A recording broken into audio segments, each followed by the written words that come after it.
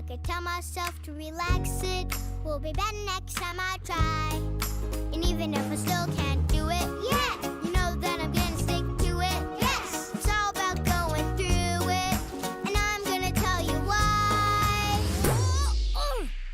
Whoopsie, whoopsies, I made a mistake and it's okay. It's okay. Whoopsies are what it takes to get better and better every day. Whoopsies, I made a mistake and it's okay. It's okay. Whoopsies, help me look, see, I'm better at this today. Woo! Whoopsies, whoopsie, whoopsie, whoopsies. I'm a little embarrassed when I look at my drawing compared to this. I'm just not getting anywhere with this. It makes me wanna hide. Aw, don't be embarrassed. Don't hide. You should have seen mine the first time I tried. It took a lot of whoopsies to look this way. No one's perfect on their first day. Whoopsie. Whoopsies, I made a mistake and it's okay. It's okay. Whoopsies are what it takes to get better and better every day. Whoopsie, whoopsie, whoopsie, whoopsies. Well, what about this? I want to jump rope, but nope, I just can't do it. Well, not yet. Come on and practice with me. You'll see there's nothing to it. Whoa! Whoopsie. Whoopsies, I made a mistake and it's okay. It's okay. Whoopsies, help me look, see, I'm better at this today. Woo!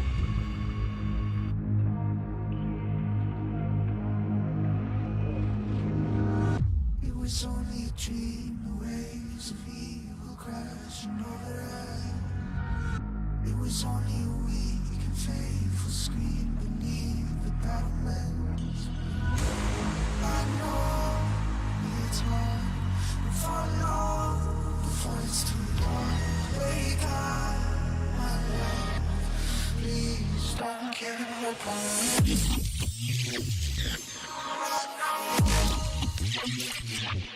It's hard. Wake up.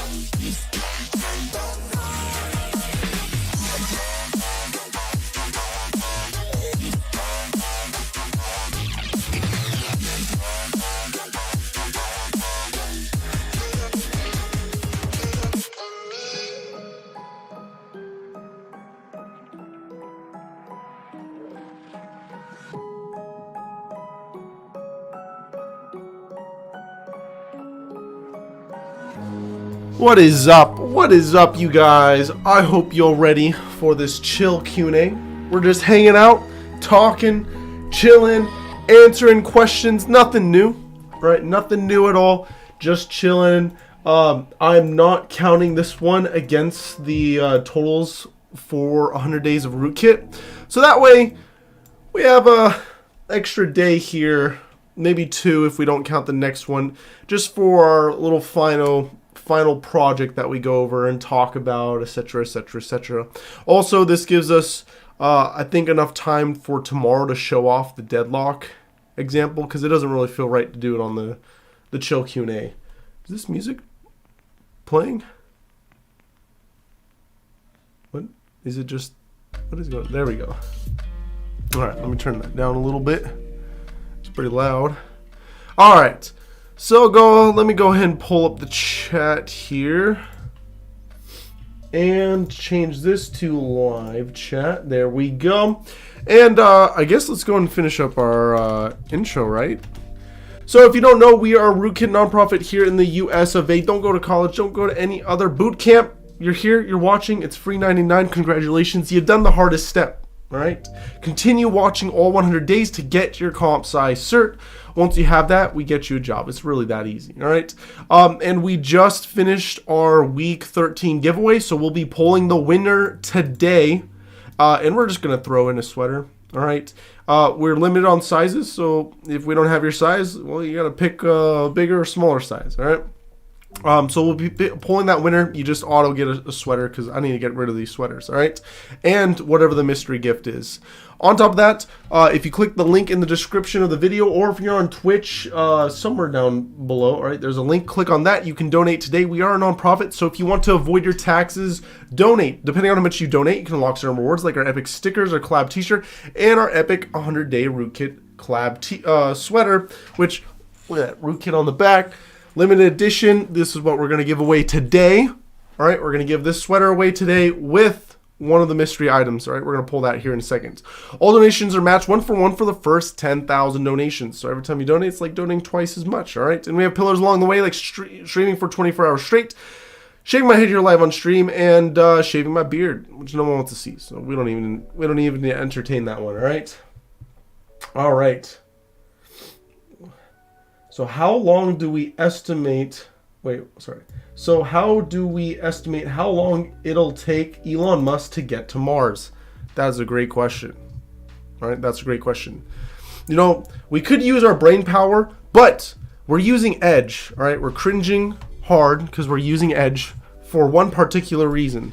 That's right, access to Bing. Ugh, even more cringe. But no, what's not cringe is the chat. So what we do, we don't use our brain. We use the AI brain. Let's see what the AI thinks first, all right?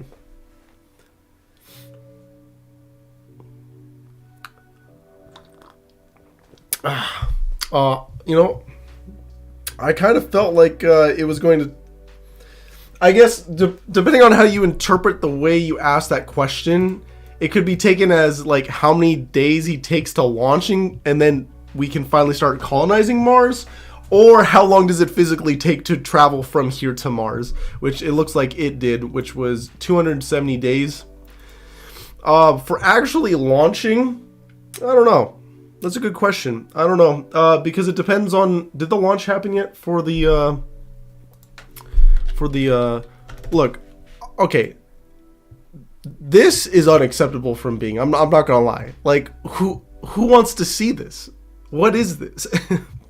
Like, this is like Ad Central or something. Like, this is insane.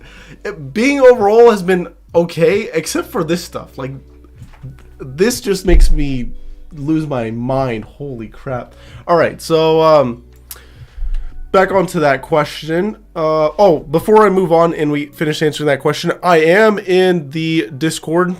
All right, so if you are a Patreon or Discord premium member, you can go ahead and jump in the events chat. All right, and you can just chat away. You don't have to, you can talk. You don't have to just chat normally like people on YouTube and Twitch. Again, Patreon or Discord Premium. And when I say Discord Premium, I mean this stuff right here. There is a 1-week free trial for the Bit tier. So go ahead and do with that as you like. All right. So based off the it's called Starship launch, because that's supposed to be coming here soon, right? I don't think they did that yet. I think they assembled. I don't know. They've been going at a pretty rapid pace. I think once they start rapidly building the whole construct and keep launching them, it'd probably be pretty quick, because they definitely rapidly evolve very quickly. So we'll have to see. I would guess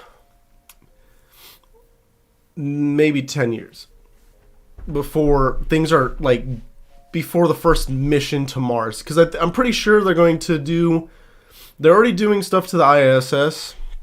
I'm pretty sure they're going to do some test runs to the moon first before they actually send something to Mars. And I don't think it's going to be manned. Did you ask manned? No, you just asked how long. So I think the first test run is probably just going to be supplies and other stuff dropped on there. And the way they make it seem is they're just going to be rapid fire. So they're just going to be sending them like crazy, unmanned. They're just going to dump stuff like it's a dump yard. And then the manned mission will probably be like another 3 to 5 years after that, I would assume. But it will happen in your lifetime. It will happen in your lifetime for sure. Along with the AI takeover. We're gonna see that, alright? Terminator, alright? What other questions, comments, or concerns do you guys have?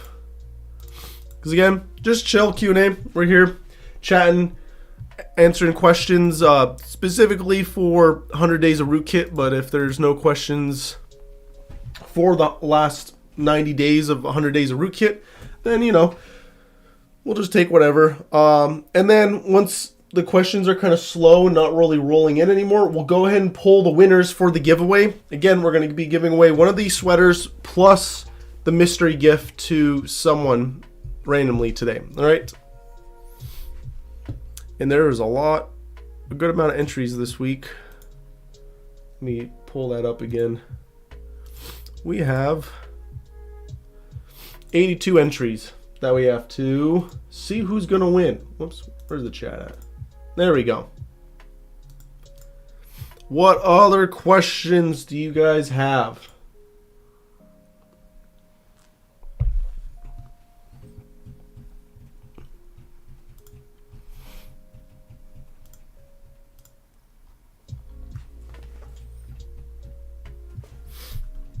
Ask away. And then we'll do the giveaway. It almost rhymed. Did that rhyme? Kind of rhymed. I'm dying in this sweater. Holy crap. It is so warm in this house. And this sweater is so warm also. Oh no. That was the wrong button to press. And get double voices in here.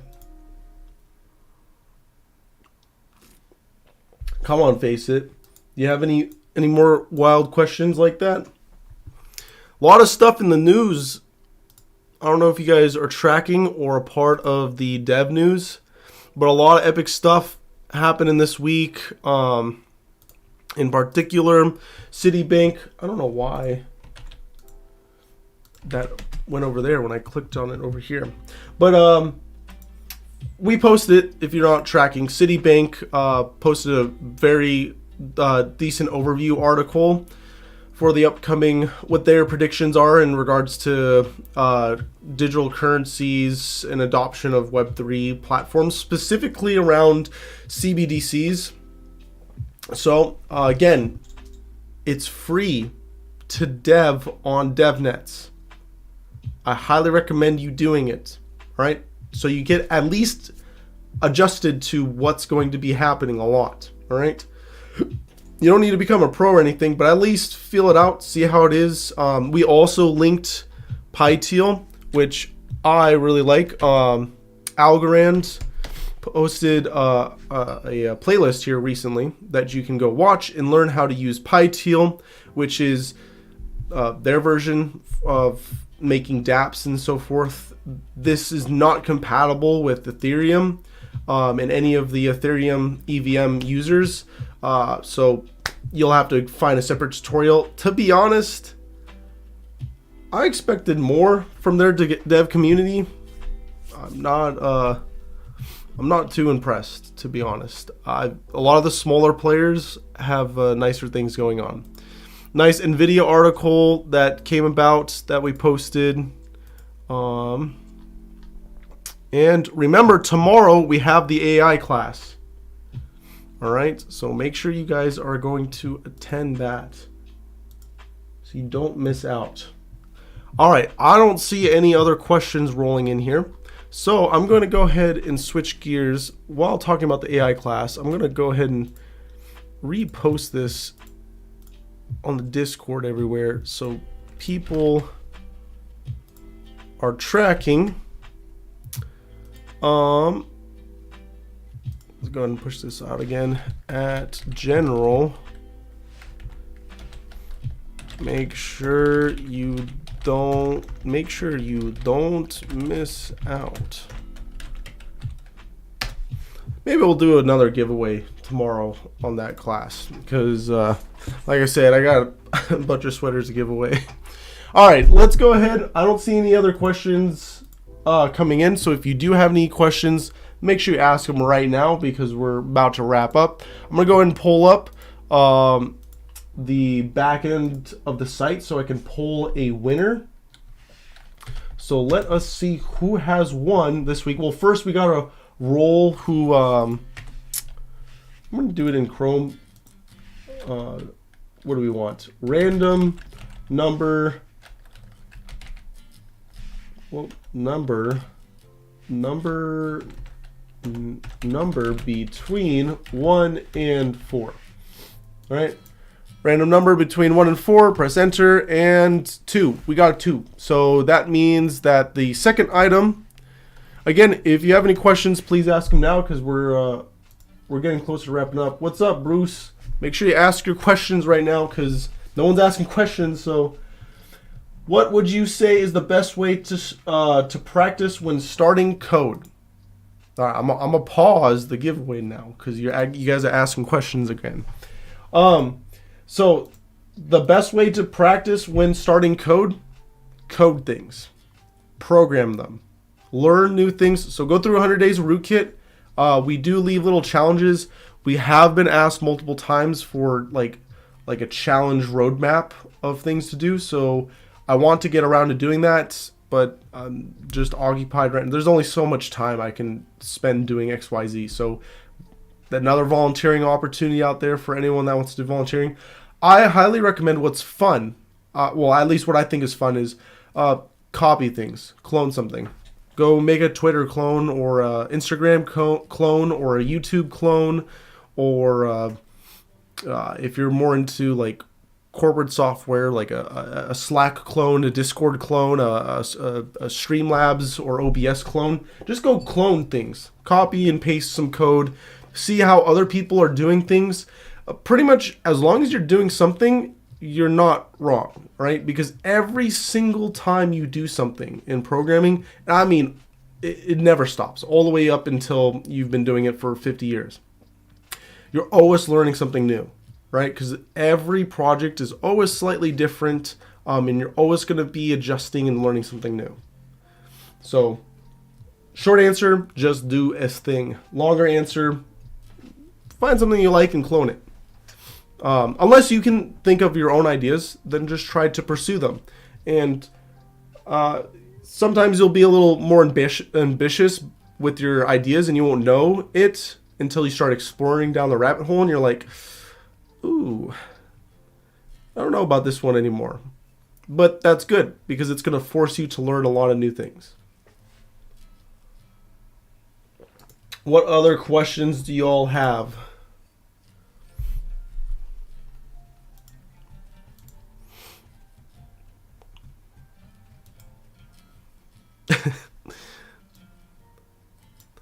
I feel like more people need to know about Rootkit. I agree. Honestly, what's not the hardest thing is getting people to join. Because, I mean, it's slow, and it slowly ramps up and stuff like it. But it happens naturally. What's harder is volunteers. Because what we've found is pretty much devs are either super lazy, they're busy. They're okay. Before I get to that one, they're either super lazy or they're just money hungry, and it doesn't make any sense to me because they're already rich. All right, but they're money hungry as shit. So they won't volunteer any time unless you can pay them.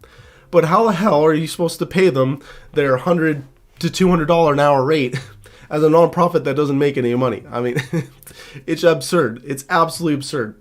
And the last category of devs is the crazy ones, right? I'd put myself in that category. The ones that are just doing shit 24/7, so they want to volunteer, but they just don't have any time because they're already working on like 20 other projects. Snow's the same way. Snow's very selfless, but the man's working on like a million different projects at any given time. So I see that. Another question here.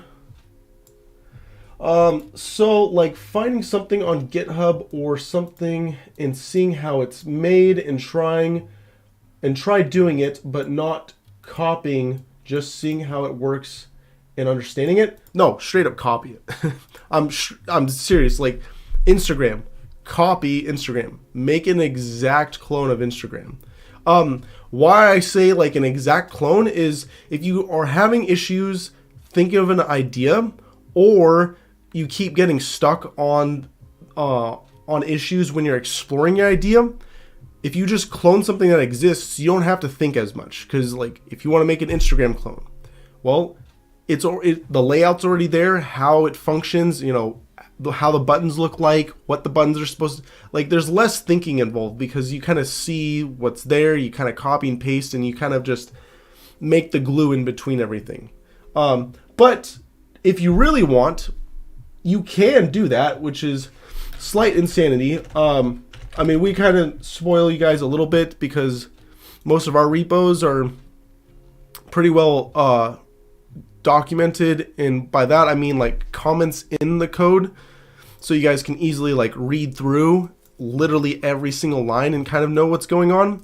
But most repos are not going to be like that. All right, most repos are not going to be like that at all. So if I don't know what's a repo I can pull up here and we can look at. I don't know what's here on my feed. I don't think I have anything.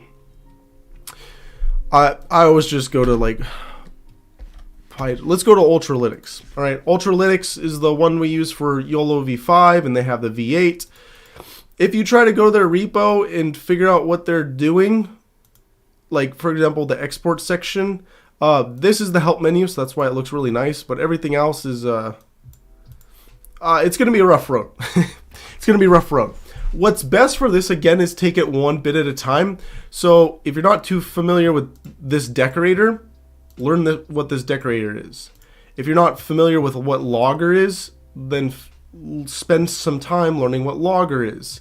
If you don't know what torch is, spend some time with torch. And these are whole entire different branches, and it could take you potentially years to kind of fully understand what's going on here, but the time shouldn't really matter, because if you can understand this stuff, you should be well off. Should be very well off, because this is full-on machine learning engineering job if you can understand it.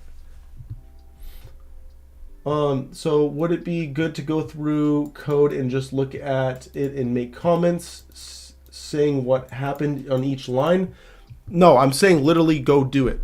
So I mean, it's the equivalent. Think of it real life. You want to be a carpenter and build houses. You can sit there and study books and look at like architecture plans and see how everyone else did it, but who cares? Book smart is useless. All right. Most college people, useless. Why? Why does no one want to hire them? Because they don't know anything. They know kind of what a book says and what they were told once.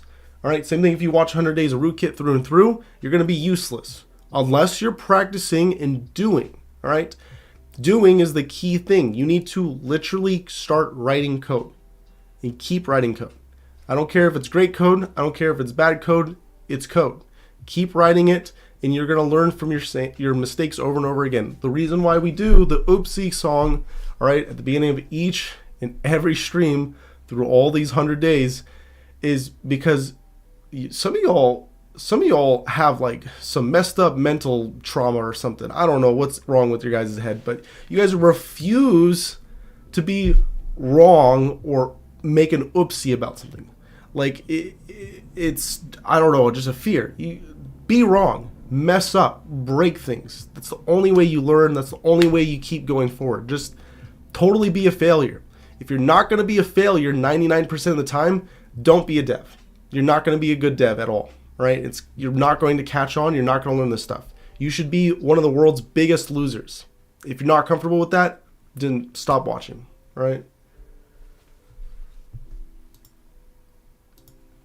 What other questions do y'all got?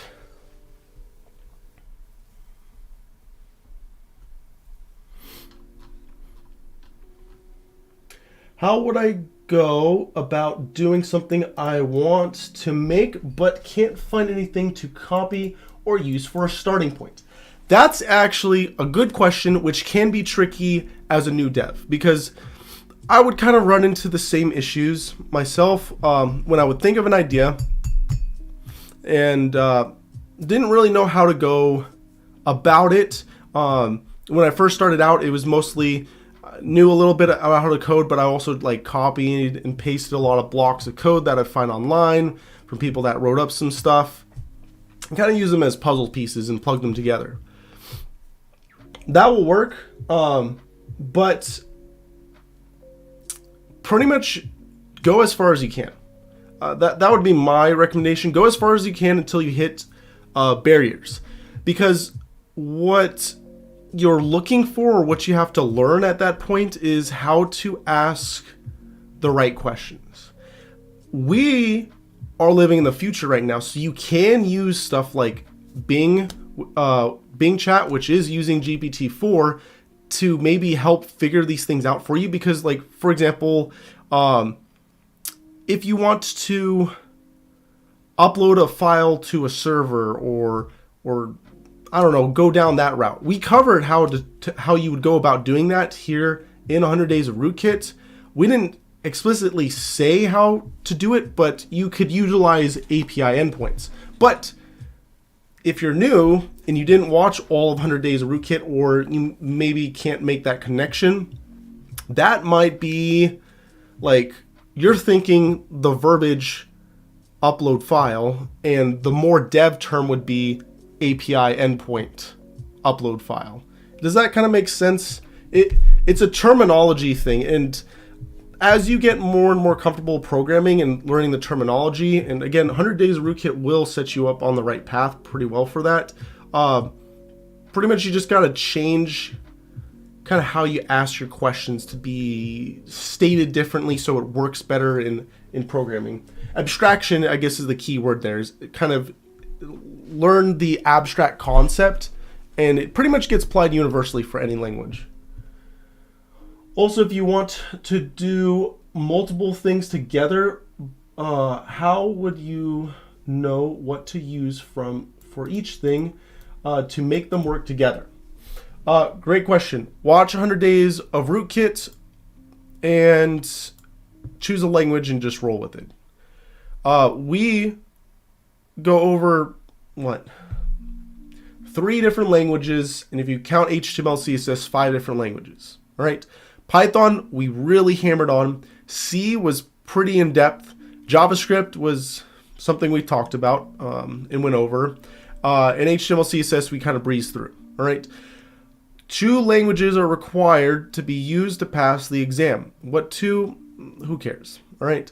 Also, in the real life, languages, like, look, everyone, even I will tell you what language is, I think, the best and which one's the worst. But in the end, it doesn't fucking matter. It doesn't matter. If you want to program the whole entire server in Scratch, sure. Again, as long as it works, no consumer cares.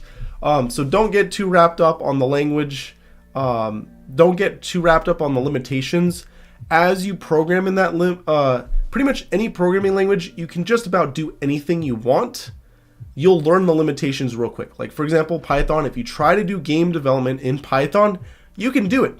Like 2D games, even 3D games to an extent, but that to an extent, that's the barrier you'll start hitting against, and you'll be like, huh, maybe Python's not the best language for this, because especially when I start researching game engines and game engine languages, and you're going to see the recurring theme of C# and C++.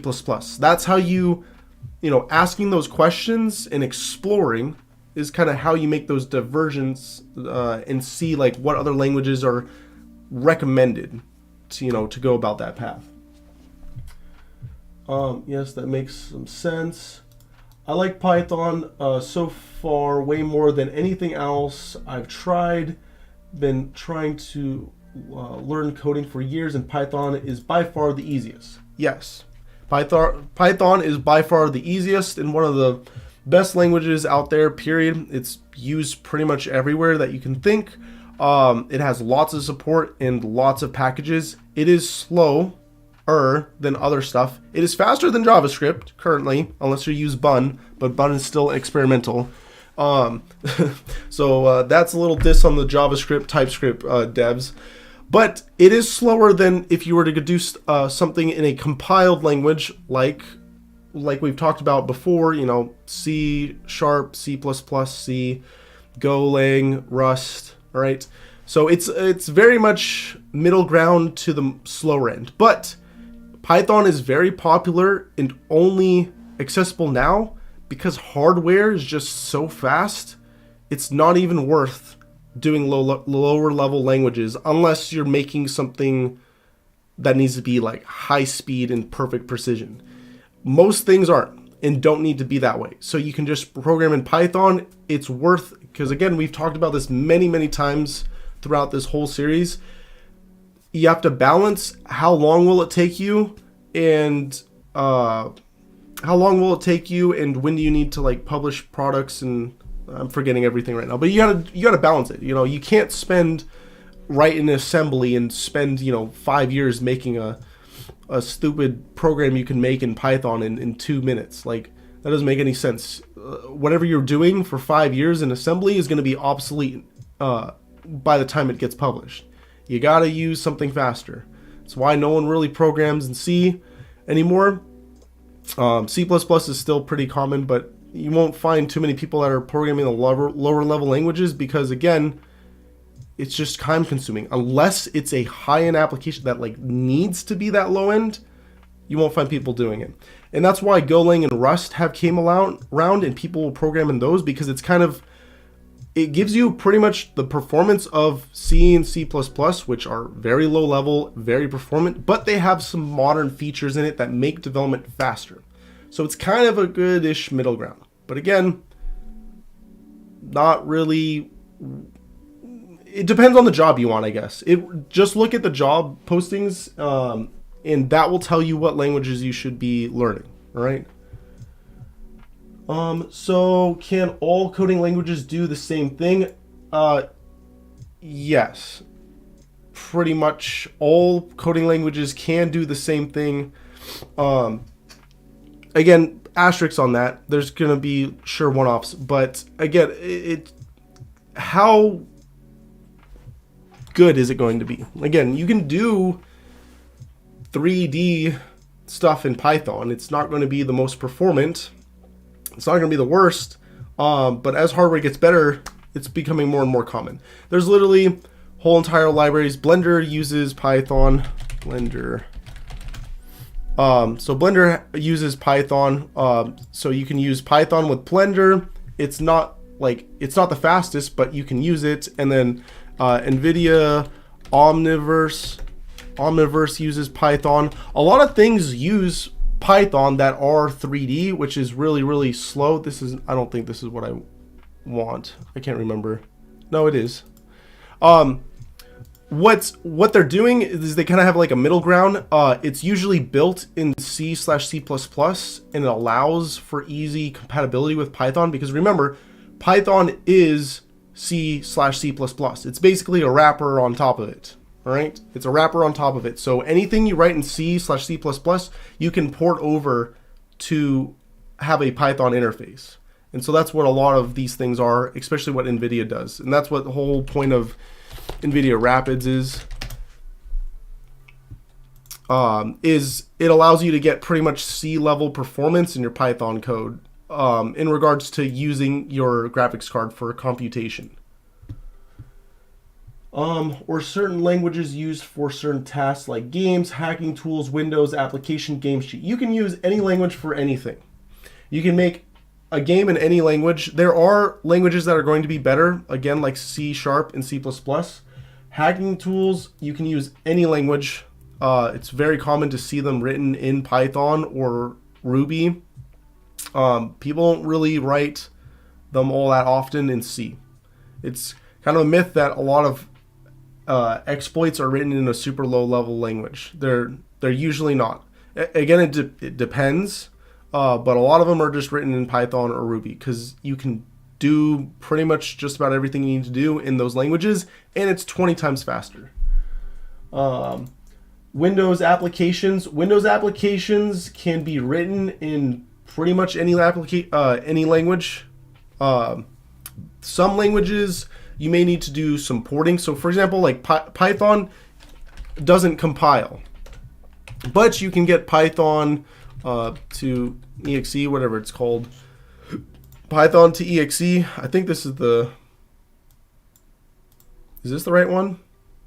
I can't remember what it is. Basically, it will convert your Python to an executable, and then it can run on Windows as an executable. Windows itself is going to really want you to use C# or anything with their .NET framework. So if you look up .NET and you want to build Windows applications, there's a whole list of languages. So they got C#, F#. I don't know. I don't even know why. I'm pretty sure Visual Basic doesn't get used at all anymore. I haven't heard of anyone using Visual Basic in like a decade. And I swear there's more languages though that you can use .NET in. But most devs, if they're going to be making applications like this, again, they're going to stick to write once, work everywhere type of framework, which would be utilizing JavaScript, just making a web application, or you could use something like Flutter, .NET and MAUI. So .NET would actually work now with their new MAUI update. You can look more into that. And then Flutter is Google's solution to it for write once, work everywhere. But these are only for, with the exception of .NET, which can be full stack, these are pretty much, I guess JavaScript could be full stack also, but Flutter is definitely not a full stack application. It's only going to be for front end. I really like the AI world and ML stuff, especially with my computer setup is very good for those. Then make sure you attend the class tomorrow. All right, make sure you attend the class tomorrow because we're going to be doing just a 101 class. This is going to be one of multiple classes that we're going to give over AI and ML, slowly building up. And so that way you guys can start your machine learning career.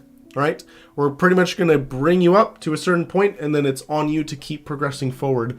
And again, we're going to assume understanding of basic like concepts for programming. So if you don't have those, then make sure you watch 100 Days of Rootkit because that will help out. And it will be recorded so you can look back later. Look at that. We got a new member. I really want to get into cybersecurity. When I was in the mill, I started my degree in computer networks and cyber. Man, you just want to do everything, don't you? Just like listed 5 different things that you wanted to do.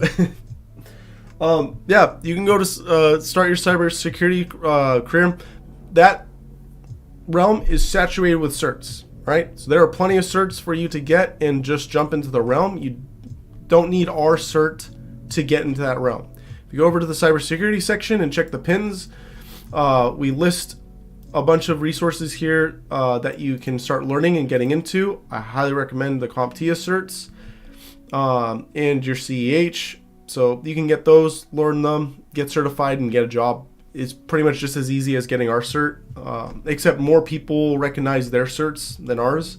But yeah, there's lots of good resources here, and you can always ask questions. What time is it tomorrow? Because I'm truck driver, so I'll be working all day. Or will the videos be saved? The videos that we stream are always going to be saved to our channel. At least for now. I want to, besides playlists, I'm trying to figure out a better way to organize them, especially because we've done the AI 101 class before, and I can't remember if it's on the YouTube channel or not. I don't think it got saved properly.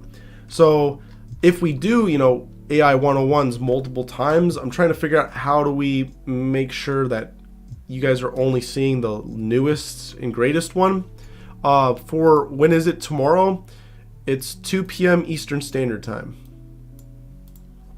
So there is a YouTube event for it, so you can go look and find it. Learning haha and coding has always interested me, but very confusing sometimes and hard to understand. Perfect. That is 99% of the trick is just love of learning. So a lot of people don't have it, which is mind-boggling to me. I don't understand it.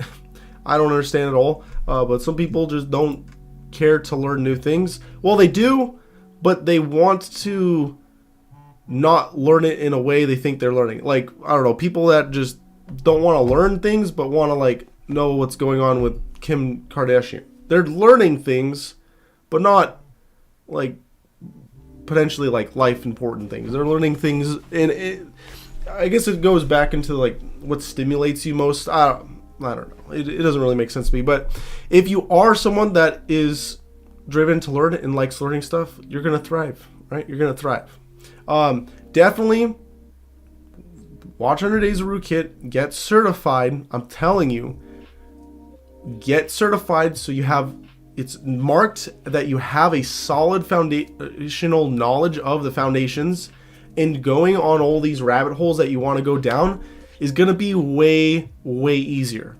Trust me on this one, all right? Trust it on someone else that goes very wide, and I'm not very narrow anywhere. Trust me, all right? You need a solid foundation, so make sure you watch all 100 days and get certified. Let's see, would you or anyone else ever consider doing a one-on-one paid mentorship? We did do that. It was available for a brief time on our Patreon. Let's see here. Yeah, this one's hidden right now. It's unpublished right now. We do some one-on-ones for the terabyte, but I think we turn this one off? Because we had one legacy user, but I think we turned it off mostly because it just monetarily right now we would have to charge so much. It doesn't really make sense. So the apprentice we don't really do anymore right now, because that's the whole point of our Project 26 platform. But that's kind of delayed right now. One-on-one, like, we can schedule one-on-one time, but literally, like, to save you money, the best bang for anyone's buck is watching free streams. Recommend or ask for classes, and if you're a paid supporter or a champion, so if you're a Patreon or Discord premium member, you guys do get priority for class suggestions. So it's way cheaper for everyone, and I think better for everyone if, you know, this is a lot cheaper. $8 a month is a lot cheaper than potentially $1,000 or more a month. All right, that's all I gotta say. So you can suggest whatever you wanted, and then we can do a live stream. And you're already kind of technically getting like one-on-one because you're already asking questions right now. As you watch through the 100 Days of Rootkit, you'll realize that not very many people take advantage of chill Q&A, which frustrates me because I'm like, you do realize like my time is very expensive. Like, this is free one-on-one session I'm doing for you, like every Sunday. So take advantage of it, or else, like, do you really want to pay that much? All right, the only people that are paying that much for me are going to be corporate entities. All right. Let's go back here. So, learning, push. I love to learn as much as I can. I love the harder things to learn and push myself, and it makes me want to. I like that. Perfect. Keep doing that. Literally, that's like a killer thing to have. I am similar, so I can't do any job that seems boring. I have to do something that hurts me physically, all right, and mentally. As I do it, it has to be pushing me to the edge or like really fun. Just more pain makes me happy. All right. What's the weird kink thing? Not like that. All right, but it is kind of like that, but not really. Def watch every episode. Just hard when on the road, but my days off. That's all I'll be doing. I mean, if you're on the road, you can just put it on like a podcast if you want. Let's see here. So, does Patreon get access to the Discord as well? Yes, they do. Patreon and the Discord Premium both will show up. So, if I go to... No, I don't want to click on that. Yeah, they'll show up here. So, you can see Patreon allies. And so, you'll get access to the supporters, all the same benefits as these ones. The Discord stuff is great, but I don't like it because we're only limited to the 3 tiers, and we have, I think, 5 or 6 tiers on the Patreon, which come in more and more perks. The other con for this is we do merch stuff, and so like if you subscribe to the Kilobyte tier, like it's kind of an awkward transaction for us to get your address to send this compared to the Patreon, which auto collects it when you subscribe. So, or unless you want to opt out. I appreciate you answering my questions and taking the time for the stream for the better good of this generation. Look, I do this because I find it fun. All right, I want to help you guys on your journey. All right, because I've done most of my journey. I'm continuing on my journey, but I didn't go to college. It's a straight up scam. You don't need to go to college, all right, to get into this field. But it astonishes me and angers me so much that there's still no well-paved alternative out there. There are certs literally around everything in the computer world except for engineering, all right, except for development, which doesn't make any goddamn sense to me, all right. So that's what we're out here to do, is fill that gap. Also, I don't really care about money that much. All right, money's great, but like at a certain extent, it's like, what do I do with all this? All right, let's just burn it. Let's make the world better. All right. Let's see here. I just love the idea of coding, and that's not good for business. All right, let's get that out of the way. All right, not good for business at all because it's a burning money pit. All right. That's why you should tell everyone about the Deception platform, and get them on here using it so we can make some money. Every time someone uses this, we get money. All right. Rootkit directly benefits from this, and we have more AI products coming here very, very soon. Very, very soon to help give us the funding that we need to continue forth with our development, because we're hitting a lot of brick walls right now. I love the idea of coding because the possibilities are endless and it'll never be the same thing over time. Exactly. Like, so for coding, it's God mode. You're playing God mode. That's just what it is, straight up. You are imagining something and willing it into existence, and bam, it exists now.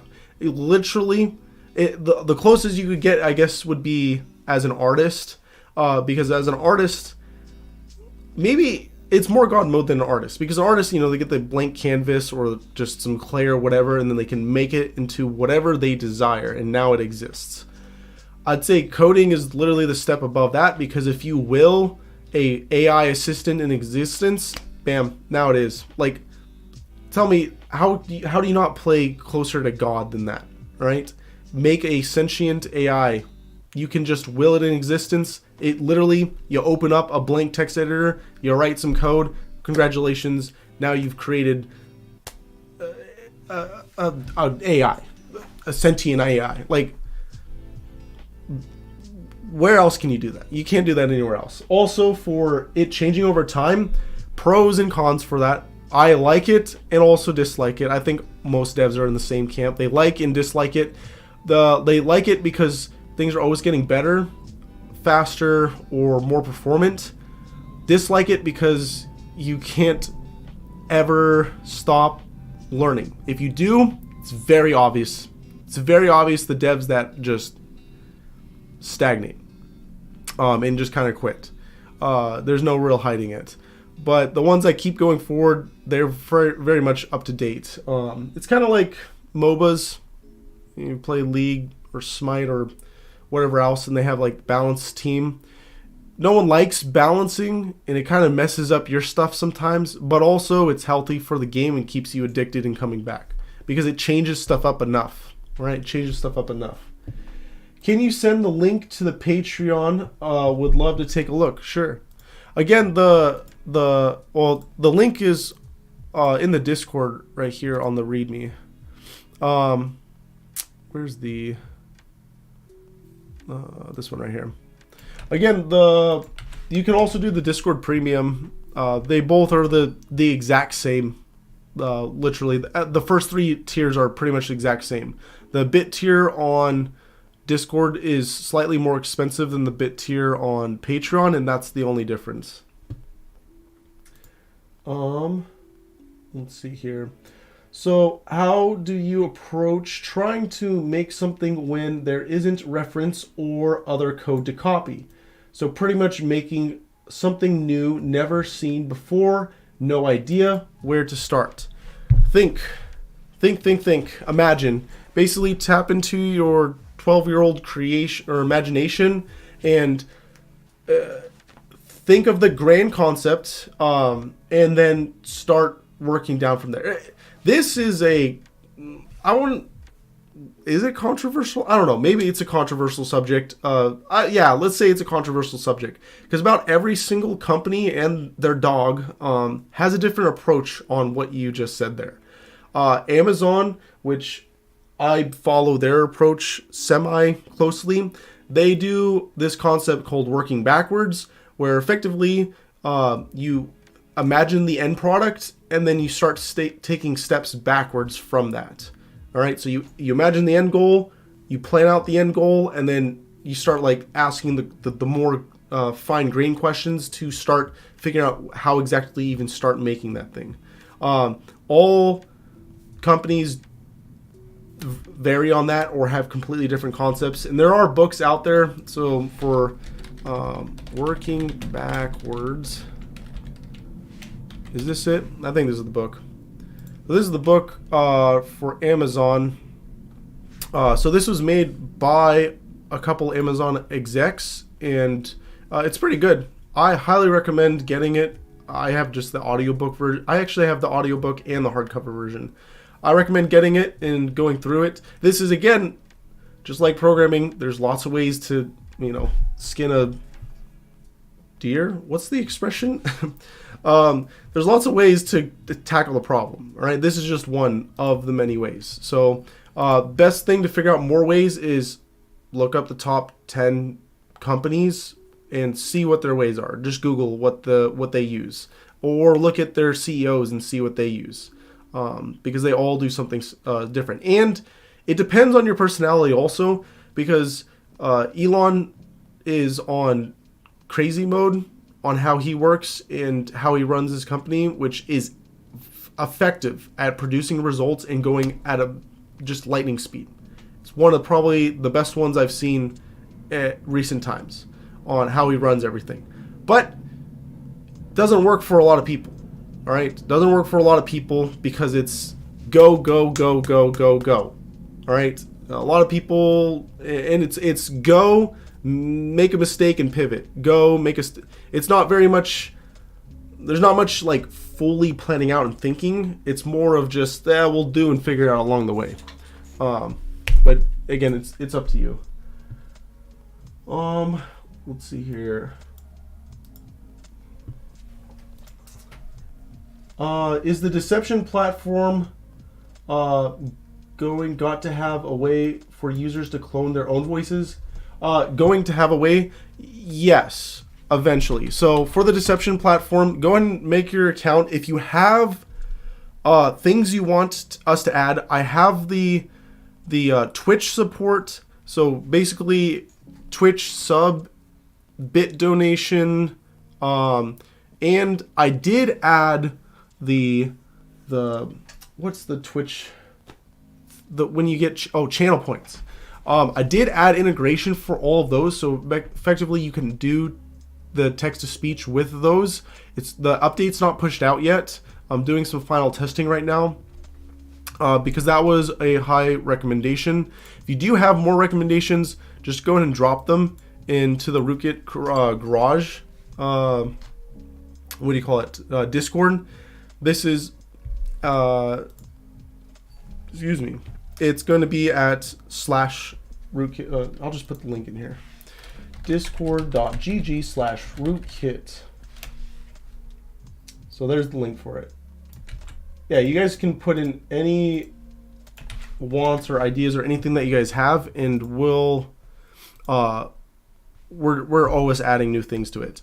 The voices on there, once I finish the Twitch integration update, I'm going to fix up the profiles that we have on text generation and kind of change the layout and make the text generation use GPT-4. So that will be a massive upgrade for it, because right now it's using GPT 3.5. And the voice stuff, we're going to add like 20 more voices. We can let you add your own voices, which has been requested by a couple other people. That's slightly bigger update, not like huge. The biggest thing is we just have to change some stuff on the back end to make it so you have private and public voices, because people don't want some of their voices that they make public. So we do need to change some of those. So what's the biggest difference between Gigabyte and the Terabyte Patreon? I think the biggest one is dedicated one-on-one time. That's, again, if the tier's even still open. If it is, hoodie, yeah, it's just pretty much you'll get a one-on-one session that you can claim every month for 1 to 2 hours. So that's what the extra cost is covering. But yeah, that's literally it. You're just paying a little bit extra for one-on-one time. I mean, I don't look. This is the best deal. If you want like all the merch, this is definitely the best deal. And the hoodie stuff, look, the hoodie stuff doesn't come in as often as everything else. All right, that's all I gotta say. Because the hoodies are kind of expensive, I'm not gonna lie. These hoodies were, I don't even remember now. I think I put in the Discord. They were like, I want to say like $60, $70 each one to make. Like, they were not cheap. They were not cheap at all. Are you using 11 Labs for the voices? For the voice generation stuff, we are not revealing who we're using. We could be, we could not be. All right, there are lots of good platforms out there for voice generation. Again, you don't have to use the Deception platform. It's just very convenient. We use it. It's literally just a tool we use internally for generating our YouTube shorts, and so kind of the flow is there. So we want to improve upon the flow a little bit. So as we do that, I think there's going to be more value, especially because our AI assistants that we're going to be making are going to be a part of this platform.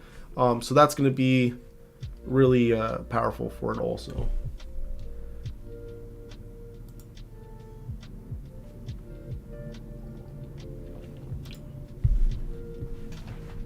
What other questions, comments, concerns do you guys have?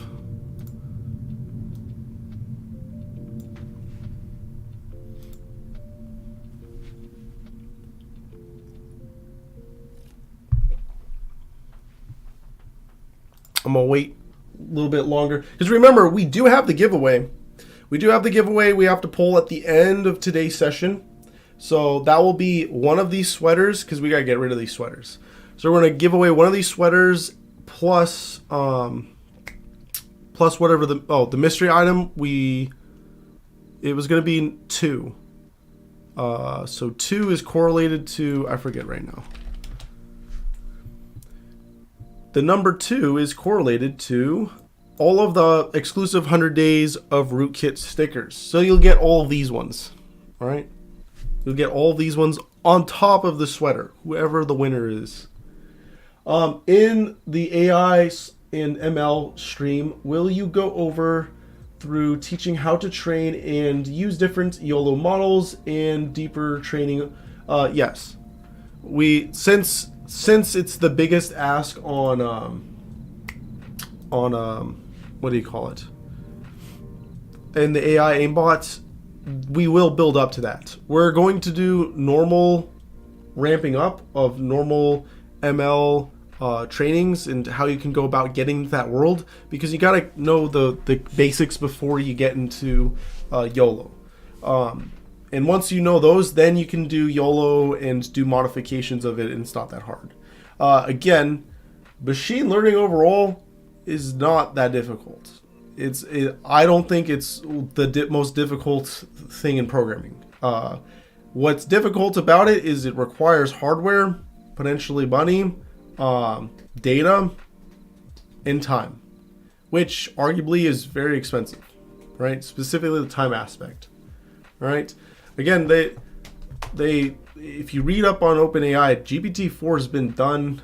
I think the article said like 2021 was when its training ended, which was what, almost 2 years ago. 2 years ago, it's been done.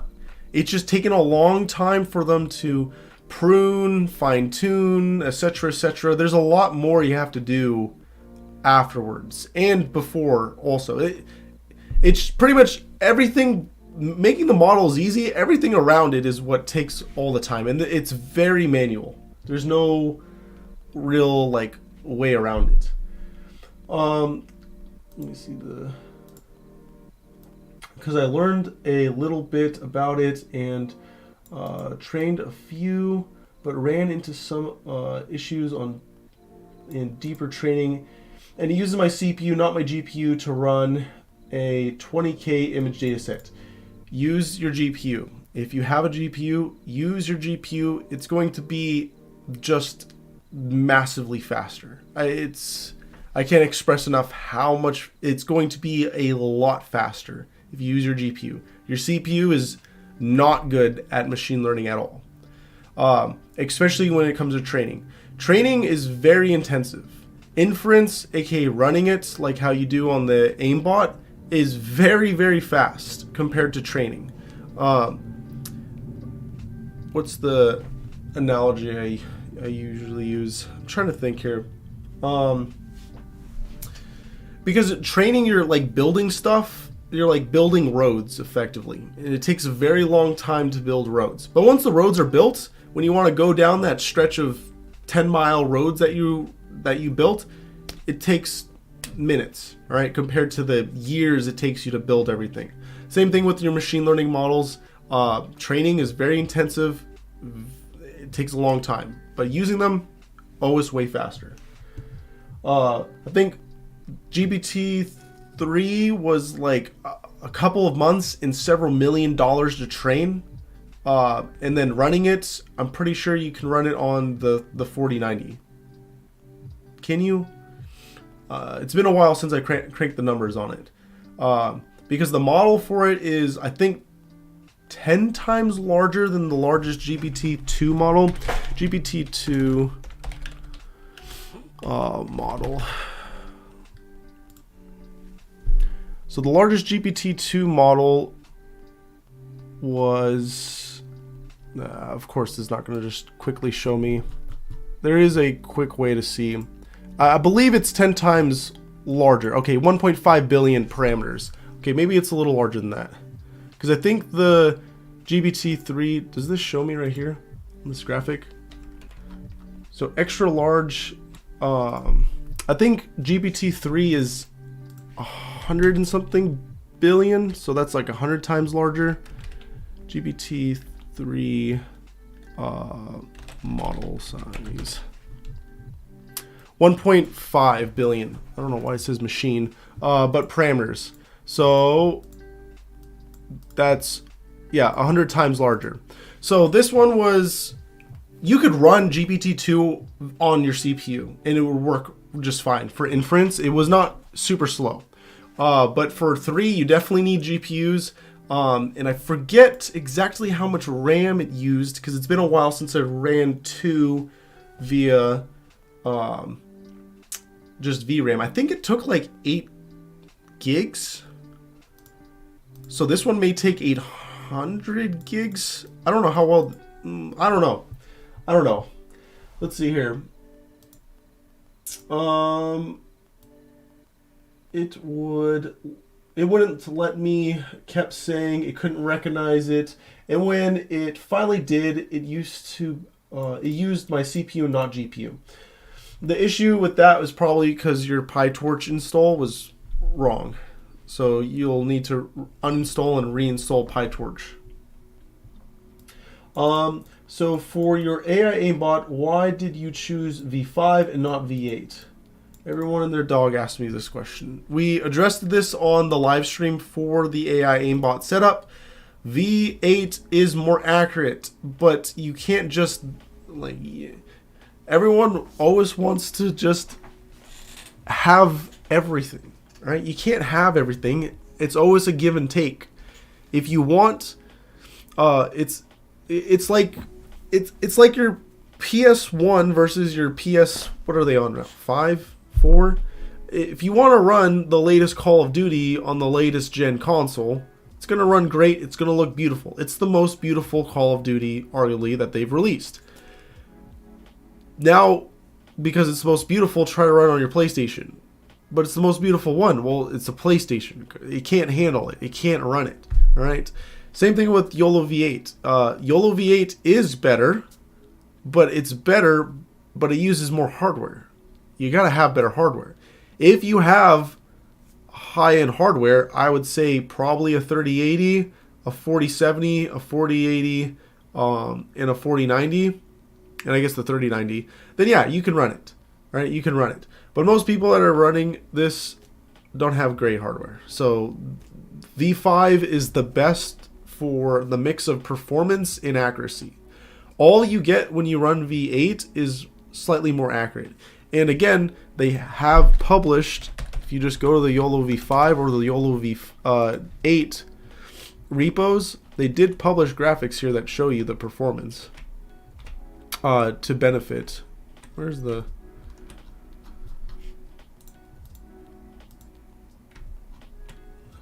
Yeah, I'm just... if I come off a little offended, it's because I am. No, it's just everyone always asks the same damn question, and I'm like, stop asking me this. All right, here we go. So this is how large the model is. All right, how many parameters it was, and then this right here is the latency, and this is also done on an A100, which you definitely don't have access to, and at FP16, which we have everything set to, which is half precision. All right, so this is faster than normal. But if you look here for the speed, so the Coco right here, Coco MAP is how accurate it is.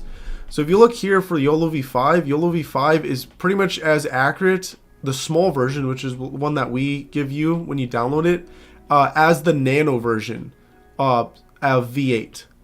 So and the small version of V8, as you can see here, is quite a bit more accurate, like substantial amount more accurate. But if you look here for latency, the small version of YOLO is faster than the small version of V8. Now again, this doesn't look that much faster, but again, they're running on an A100 at FP16. You don't have an A100, right? If you have an A100, please donate 10 grand to us. I have a 12 12700K, 32 gigs, and a 3070. You should be perfect. You should be good. So I don't know why I have that issue when running into training. Yeah, you should be good. The biggest thing for me is I got a 3080 now, and the biggest bottleneck for me is the CPU. You have a brand new CPU, so you should have very little bottlenecking, and you should be able to run V8, or what's easier, because upgrading to V8 is a little bit of a process unless you know what you're doing. What's easier is if you just upgrade from V5 small to V5 medium, and you'll get better results. As you can see here, the medium is the same as the small for V8 in accuracy, but it performs quite a bit more rough. But you should be able to run it just fine. Understand, but that makes sense, and I understand why you use V5. Was thinking about getting a dual A100 setup. I don't know what you mean dual A100 setup. All right, what do you mean dual A100? You get what type of computer? Look, you have a 3070. All right, what do you mean you're gonna get a dual A100? All right, I don't think you know what an A100 is. All right, that would make more sense if you're rocking like a 4090 right now. All right. Look, 16K. I feel like that's still on the low end. Where are they at? I don't even think they list the prices on their site, because this is an enterprise buy. You don't really buy this as a normal consumer. $8 grand. That's cheaper than I thought. But the A100s are out of date, because now there's the H100s and the V100s are the new ones, right? Because the H100s came out, and I think, or were the V100s the ones before the?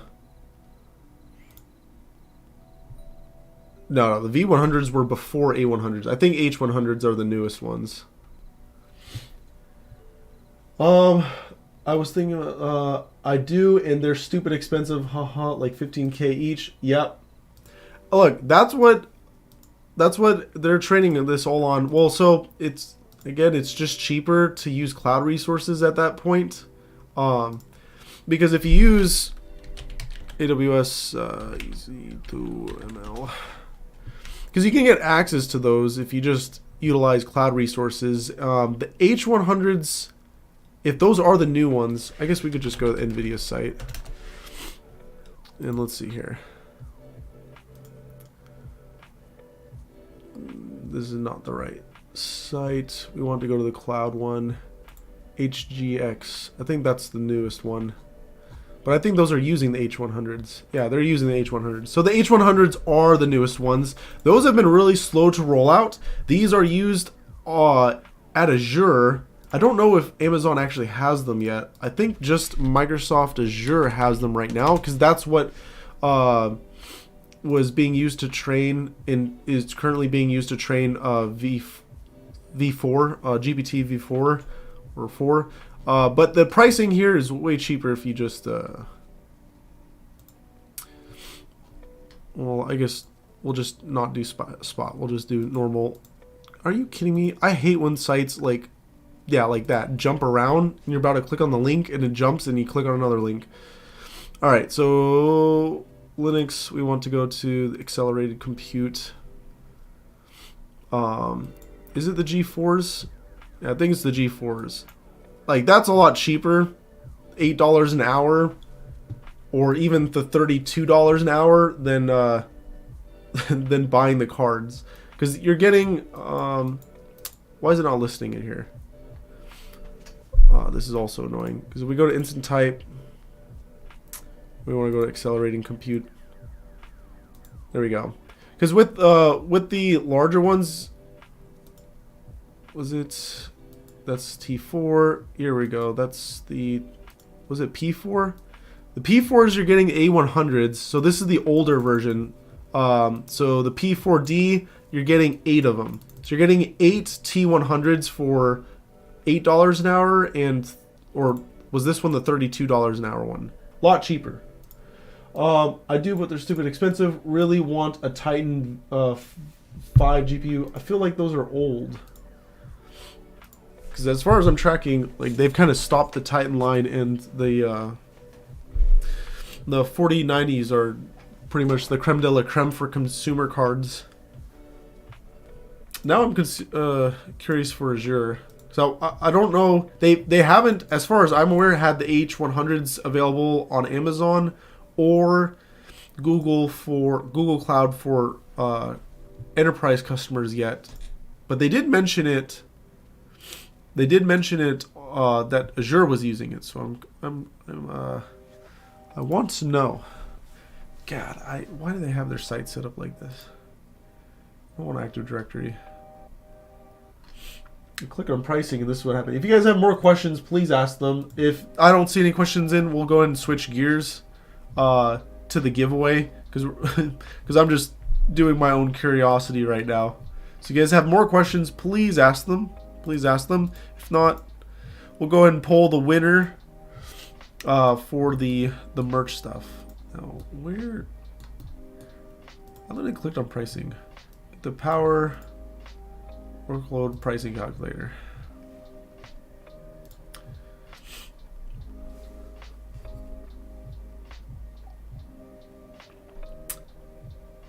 What the heck? Oh god, I don't even know what the hell these are. I didn't even see anything for the Azure Virtual Machine. I didn't even see anything for the types. So upgrading to a 4090 would be fine, as well as switching to an i9 3900K. But really wanted to make new setup to switch. That's how I feel right now. I want to switch when I do my upgrade. I'm just waiting right now for a solid DDR5 upgrade. I don't understand why Intel's, as far as I'm tracking, the 13K series doesn't have DDR5 support, which didn't make sense to me because AMD was supporting it. I don't know. I'm confused. So I'm waiting because I'm also going to switch to Team Blue because I'm rocking AMD for my CPU right now. But I think it's about time. They lost. They were doing good. That's why I've been rocking them for a while. But they just ain't doing it no more. I gotta go to Blue. I gotta go to Blue. Where is the explanation for the types of boxes they have? Why is this so hard to figure out? I just want to know what an A1 means. Azure Virtual Machine A1. There we go. GPU ones. So I see A100s are available. I don't see the H100s. So maybe they're not publicly available right now. Yeah, because these are all A100s. And then these ones are just the older. Yeah, so maybe it's just for select customers. Because, I mean, they own, I believe, 50% of OpenAI. So it would make sense why they would give them priority. All right, any other questions?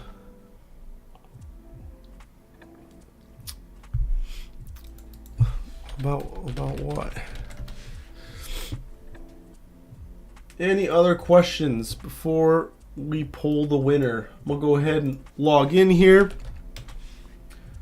so we can pull the winner and do it on this other screen so I can see the chat. I really want to get the, I believe, 6.8 gig DDR5. Yeah, that's just absolutely insane how fast that RAM is. That's how I know my RAM is my bottleneck. I mean, my CPU is bottlenecking a lot of stuff, but my RAM is also, because my CPU clock rate is higher than my RAM. So my RAM is slowing me down. Yeah, DDR5 is insane. DDR5 is absolutely insane. Let me go and log in here. Yeah, I'm super hyped because what is it? I'm rocking some old stuff right now. Where's the system information? 2700 Ryzen 7. Ryzen 7. Sorry guys, I'm like a little sick right now too. 2700, not an X. So quite a piece of history here. All right, quite a piece of history. So I'm very due for an upgrade.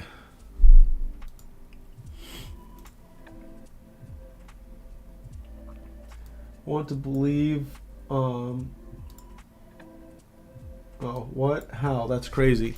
Yeah, I mean, it works. If it ain't broke, don't fix it. But certain things I do, it's definitely limiting.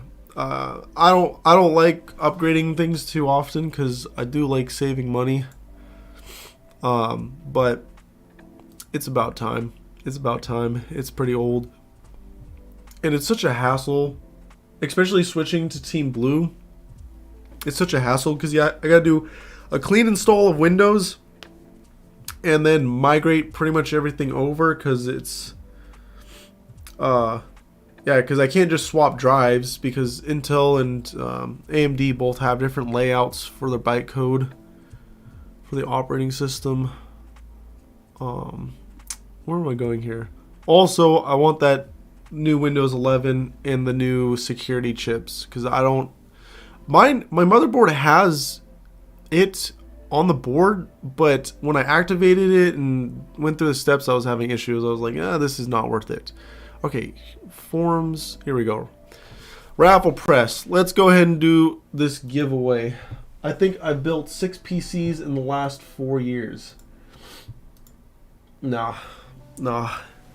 I feel bad just buying certain components. I literally just got a brand new 2 terabyte drive, and I felt terrible dishing out the $150 for it.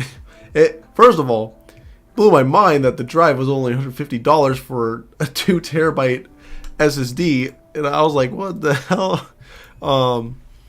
But still, I was like, I mean, most of the stuff I do anyways, well, when you're actually deving and stuff, won't really be on your machine. You'll be connected or pushing code. And again, you don't really run into bottlenecks a lot on your machine when you're running. Like, even when you make enterprise level software, you don't really run into any bottlenecks really that often because you're not dealing with millions of users connecting to your service. Like, you're dealing with like maybe a handful of test accounts to a couple thousand test accounts. It's not that intensive, and most of the time it's mixed with cloud services or completely on a cloud service, so it's not even that intensive on your computer. Really thinking about just making a Threadripper build, but they're so expensive. Yeah, I thought. Oh, I did get. Sorry. It's not an SSD. It is an M.2. It is an M.2. It's the first M.2 I had. I lost my mind at how small it was. You're not gonna like this, but you know how you're supposed to screw them in? Well, I didn't have any screws, so I have one of my hard drive, like the older hard drives, pushed against it slightly to hold it in place. It's just being like right now, us being live right now, like my main OS is on that M.2. And it's being held in place right now by just a hard drive pushed against it. The Threadripper, I would love a Threadripper. But again, yeah, Intel dropped the price of their stuff like crazy, so it just makes financial sense now just to get a high-end Intel. I game a lot, so I just buy the best. I feel it. I was going to say an SSD. You didn't. I can't believe you. I'm disappointed. No, it is an M.2. But that's what freaked me out even more. I was like, 150. It was not even like a lower end. It was Samsung. The whatever. They're like all over right now because I think they're just trying to dump the inventory of it. But I did pull the winner. Andrew. Andrew, you have 1. So I will email you on this email that's here. So you have 1 week to respond. I think also, let me check my email because I'm pretty sure we actually have to re-roll some, because I think one person did not respond. Well, I think they respond, but they didn't follow through. It's been more than enough time. So let me look real quick in my email. Give away. Yeah, it's absolutely crazy how cheap the M.2s are. Like, I remember when M.2s were really starting to get popular, especially in the enterprise scene, and there was a whole bunch of new enterprise level applications that have just launched and gone insane because of the M.2 speeds. They allow for a lot of applications just straight up use it as RAM because it's just so fast, which is kind of insane. Specifically for like database and other high-end data intense applications, they just use it as a different version of RAM, just something that they can quickly just, I don't know. I don't know how it exactly all works because I'm not that big into that, the M.2 scene stuff, but the results and the time differences are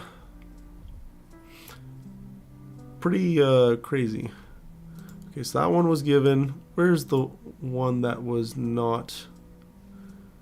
Okay, so we have all the stickers to re-roll from week 10. So let me go ahead and re-roll that one. So week 10, this one's 8, 9, 10. Let me double check the emails are the same. There we go. All right, so let's go ahead and re-roll. And Mariko, you have won the re-roll, so I will message you for that. And was there another re-roll that we had to do? I don't think there was. I think there is actually. The week 12 giveaway, I think there's a re-roll for the t-shirt. Or did we? I can't, no, this, yep. So week 12, there's a re-roll also for the t-shirt. So let me see here so we can re-roll. Oops. Let me see here. Should build a custom PC with a case. Hold on, sorry. Oh gosh. Oh gosh. No, excuse me. Should build a custom PC with the case being a Rootkit logo with water cooling, brass pipe, orange lighting. When I upgrade, I'll send you my PC, but I know Threadrippers aren't the best for gaming, which is what's stopping me from making a Threadripper build. Look, that would be fun, but I'm very much like, if I can build something for cheap, like $2,000 exactly, it's not flashy, no RGB, no water cooling, no nothing, it works just fine. That means I got another, if I were to buy all that stuff, I would have spent another $1,000 or $2,000. That means I saved $1,000 or $2,000. All right, I can use that $1,000 or $2,000 to fund things that fail, like Rootkit. All right. So I'd rather dump my money into other stuff. All right, let's see. Week 12. Week 12. Oh my. Yeah, because we pulled 3 winners on week 12. So Juan did not respond on week 12, so I'm pulling a new winner. Who was that? Better not have been. Oh my. Evan, you're not winning more. Get out of here, Evan. All right, we're re-rolling again, all right? Because Evan's not allowed to win anymore. He's already won so many of them. All right, Niku, you have won the week 12 giveaway, which was a t-shirt. So I will email you also. So you guys all have 1 week to respond. If none of you guys respawn, or whoever doesn't respond, all of those I'm just going to bundle together in a bunch of rewards we're going to give at the end of 100 Days of Rootkit to whoever's there at the end finale show we do. Let's see here. I don't understand, but I'm only 23 and I make a lot, so I just spend on whatever. Yeah, you could do that. You could do that. You could also be working on your multi-million-dollar empire, invest it all into the newest crypto meme coin. Don't do that. Don't do that. Hey, it's alright. I'm not too much older, right? I'm still in my 20s, even though I don't look like it. Alright, so those are all of the winners / re-rolls. So please respond back so you guys can claim your prizes. If not, like I said, we're probably just going to bundle everything up. Probably this next giveaway will be the last one. I'll make it last 2 weeks so everyone can just enter in, and we'll just do a massive big giveaway at the end. I'll take inventory of everything that we have, and yeah, we'll just chuck everything out. Chuck everything out. Any other questions, comments, or concerns that you guys have? Again, at any time, you can go ahead and post anything over here in 100 Days Rootkit, and I forgot to respond to Wolf, so I gotta go do that right after this. So, yeah, let's see here. Oh, believe me, I definitely working on getting there, but don't believe all the things other people's have done to make money, so I also want to go on and make my own. Want to be the outcast. Yeah. A lot of the schemes out there on the interwebs are they're schemes. The only way to make lots of money is to work your ass off. I don't care who you want to say, they all work their ass off. Kim Kardashian, cool. She works her ass off. Like, Elon Musk works his ass off. Like, you have to, it's just what you have to do in order to be very successful, and with success comes richness. Richness varies, but also, like, it only goes to a certain extent. After that, how much of it is your richness of your personal life and fulfillment? That's what's most important. So pursue that above all else. So is there a reason a lot of programs or projects only support or use older versions of Python and not newer? Yes, variety of reasons. Two major ones is, one, the devs are lazy and they don't want to upgrade it, and two, the devs are not lazy, but upgrading is just not like easy sometimes. So with programming in general, typically you'll see people either stay, if there's a LTS version, a long-term support version, people will stay on those and won't hop until there's another LTS version. And they still won't hop until it's been out for a while and the things they use or depend upon have hopped, like their dependencies have hopped, and then they'll make the hop, which could be a couple year delay. For Python stuff, especially the machine learning world, there's lots of changes under the hood that could affect things and make things terribly wrong. So I highly recommend just OS lag one major version behind. That's what I do. I work mostly on 3.10, even though 3.11 is out. Just so everything I do is compatible. Now, you should be able to use 3.11 just fine. It's more so with the more niche enterprise level stuff like TensorRT that will not have 3.11 support. But again, that's even arguable because if you're using, typically, look, you guys are all, everyone that's using the AI aimbot and has Tensor running, no one uses Tensor unless you know what you're doing, all right? This is not a normal thing for people to be using this application. And if you're usually using it, you're usually using it with a whole Docker or cloud setup, or, you know, just a whole setup. They don't even use, at least last time I went through the NVIDIA repo stuff. They don't even recommend really using Tensor directly. A lot of their stuff is set up so you can use PyTorch, and then they have you export to Onyx, and then have you export it to from Onyx through TensorRT to a TensorRT model for the most optimal output. Because I think they use, if I remember correct, they use Onyx for its parsing, sparsing of the models, because it's supposed to be really good for that. And that's why they then pass it to Tensor afterwards. Or maybe they always do, because I think Onyx is just a universal standard for the model layout. So I think it always goes to pretty much Onyx before moving to another ported version. I don't know. Again, I can take you guys kind of far, but there is also a limit to how much I know, and that's why we just need more volunteers that can pick up the slack on what's, what I fall short on, because I know a lot of things, but I'm not an expert at everything. So is there, can you have more than one version of Python on your PC so you're able to do more things? Yes. The easiest way, well, I think the easiest way is to Dockerize stuff.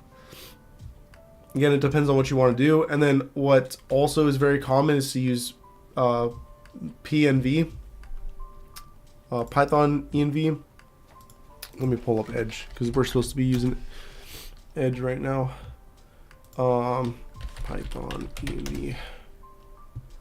There we go. VNV.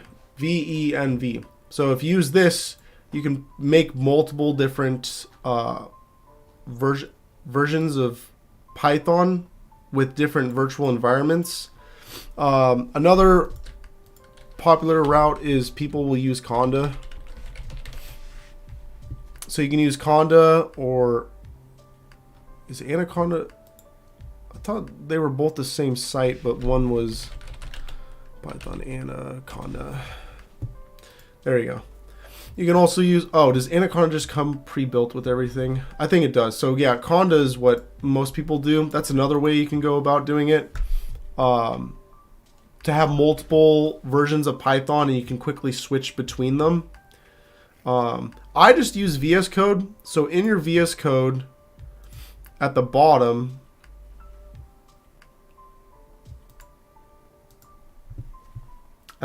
here, you can just click here and select different versions of Python that you have, and then just when you press F5, it will just run it in that one. So it's totally up to you. There's lots of different ways you can go about doing it.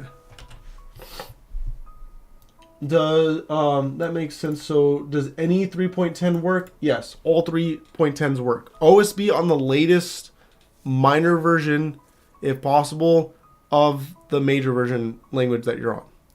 Because minor versions should have pretty much no impact. They should just be bug fixes and patches and stuff like that. Yeah, it's Anaconda. I couldn't remember if... I think Conda... it's been a while. I usually just use Docker. I don't really mess too much with this stuff. But I believe Conda is just a lighter version of Anaconda, or maybe Anaconda was the OG version and Anaconda just has all the pre-built data science stuff. Because I usually use Anaconda, not Conda, because I'm usually doing data science stuff. Well, what's up? What is up, you guys?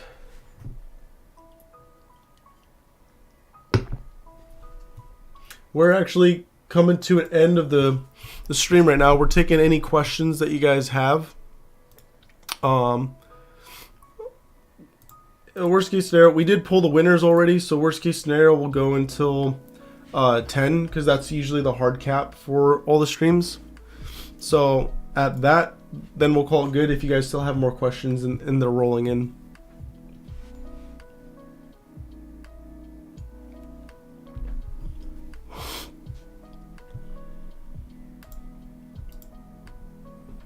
So what else do y'all got for me?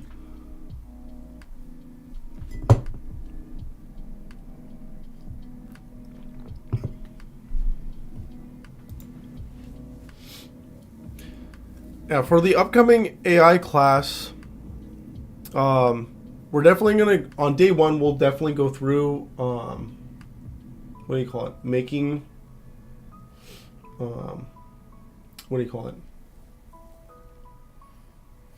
it? Making models from scratch and just showing off literally how easy it is to do. The biggest thing is just data. That's why a lot of the platforms you see around machine learning, for example, God, I hate this page so much. If we go to YOLO V5 or V8, a lot of the sites and services they'll list here, like RoboFlow, what their main selling point is, specifically to someone like me, isn't any of the training or the deploying per se. It's everything else. All right, because this stuff is the most cancerous part, specifically annotation, and making diverse data sets. Like, you can spend a lot of time, because right here, what you do for at least image stuff is you can make an image into potentially like 1,000, not actual 1,000. You can make it into potentially like 10 different images by doing alterations. Because again, a lot of the issues that these people have that join and use the aimbot is the issue is that they don't think it's human-like. They think it like is trying to look for a specific character, and the whole point of machine learning is to have it know, like a human being knows.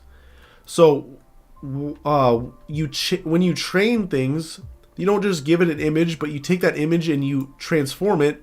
You change its hue, grayscale, crop, expose, overexpose it, underexpose it, blur it, rotate it, shear it, make noise, brightness. So that way it actually learns what that thing is, like truly understands, right? Truly understands. And that can take a lot of time because honestly, this is a pretty normal task to do for specifically for photo recognition stuff. And the tools on GitHub aren't that great for it. So you have to either build one yourself or utilize a service like this. Same thing goes with annotation. Like the tools that are available for free are not that great, to be honest. So you have to use a third-party tool usually. What are good first projects to work on when coding, like a calculator, network sniffer, or what? Watch 100 Days of Rootkit. We have lots of we go through everything. You will have, there's lots of first projects to work on that we go through and we ramp up. You're joining and watching like on culminating stuff. Like again, we're on day 90 and we started coding right after day 40. So it's been about 50 days of coding. So we've gone through a lot of stuff. So catching up right now is quite a lot of work.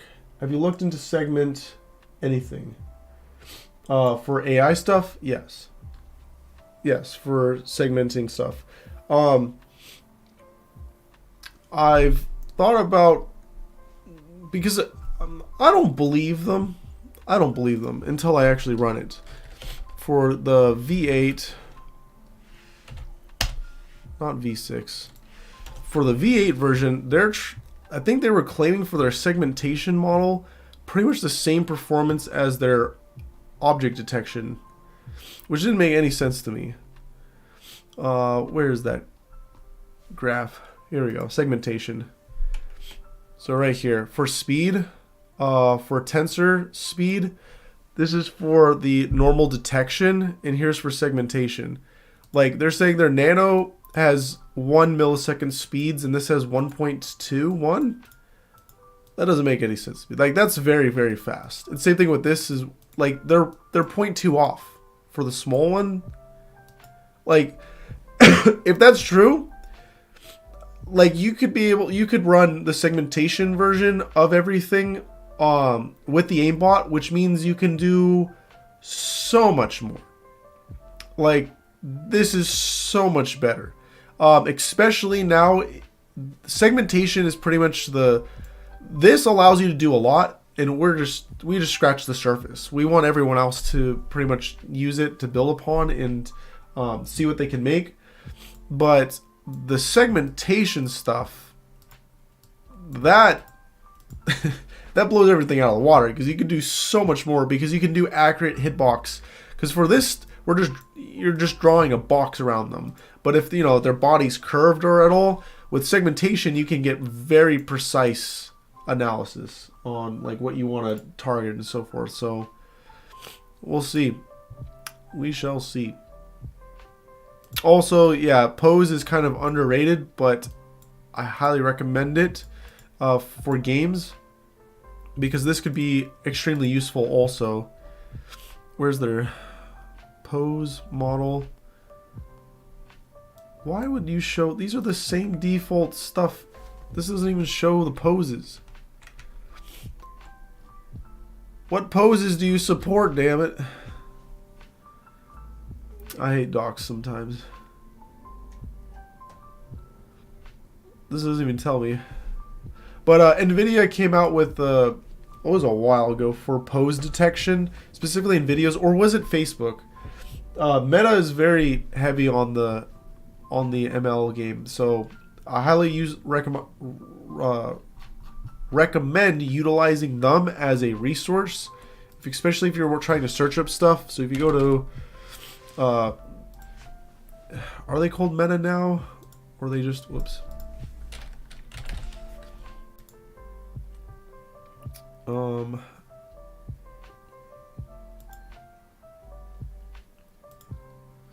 I think they're still calling themselves Facebook. I think it's Facebook Research. No, it's just... Is it just Facebook? Detectron. Yeah, Facebook Research. So Facebook Research is a fun one to watch and see what they're releasing, because they have some pretty high-end stuff that's very performant. Detectron 2 is one of the early ones I messed with, and it works pretty good. As you can see here, it can do pretty much anything you want it to do and more. So it's pretty powerful, especially that right there, the bone structure. It could potentially be really big. The only thing is it's very accurate, but it's very slow. It will not work real time. At least last time I tried it, it would not work. It's not. YOLO is great because it's all about speed. Because it stands for you only work look once. So it's very fast, but it's one of the most inaccurate versions of detection models out there. But it is very, very fast. So that's the big perk for it. That's crazy if it's that fast. Tried learning about it, but now much on it. Yeah. Tried learning about it, but now much on it, or how to use it from what I could find. Yeah, a lot of them, honestly, their docs are not that bad for getting started up. So if you go to Detectron here, there's the install instructions and then getting started with Detectron. And a lot of the machine learning libraries, everyone uses a Colab notebook or a Jupyter notebook. So if you're not familiar with those, get familiar with those if you want to do data science, machine learning stuff. But they pretty much have it as point as click as you can get. So you can start up Detectron, click on that, and then here's all the code and example stuff for it.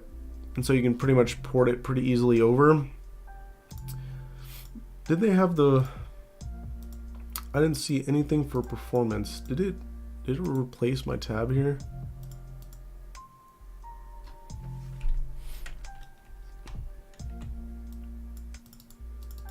Tortrip Cafe 2 format.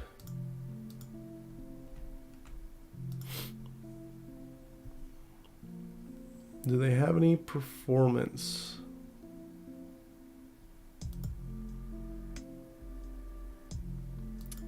Images a second. Hardware 8 V100s. So as you can see, it's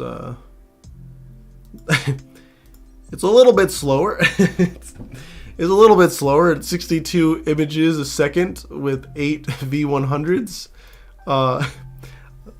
again, that's why we use YOLO or some of these other ones, but they can be more accurate. Where is the accuracy? I guess they want you to run it yourself. All right, any other questions, comments, concerns that you guys have?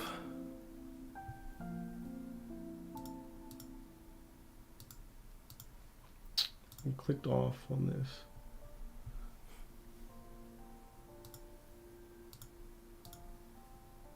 What is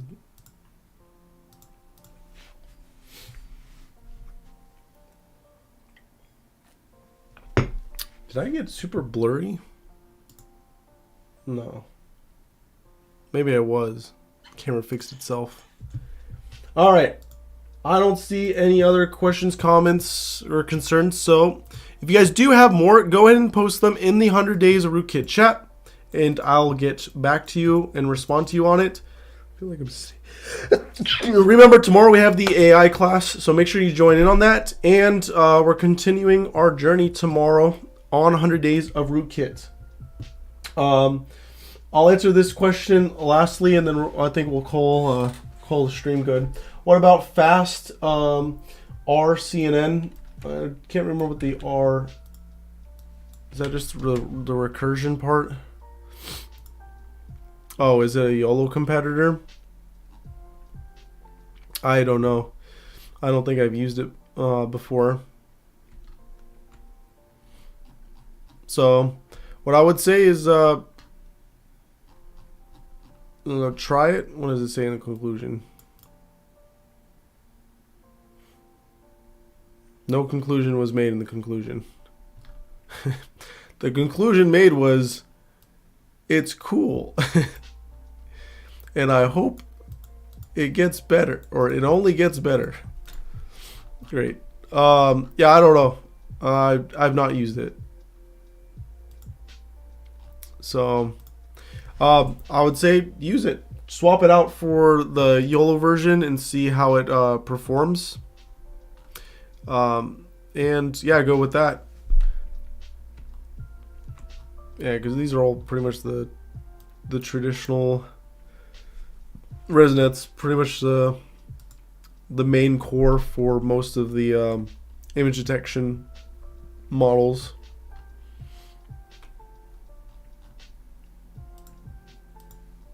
All right, that's all I got for you guys on this one. So I'll see you guys tomorrow on 2 new ones. All right, 2 new ones. Again, ML class, which we'll talk about this more, and the normal 100 Days of Rootkit class. So I'll see you guys tomorrow on the next one.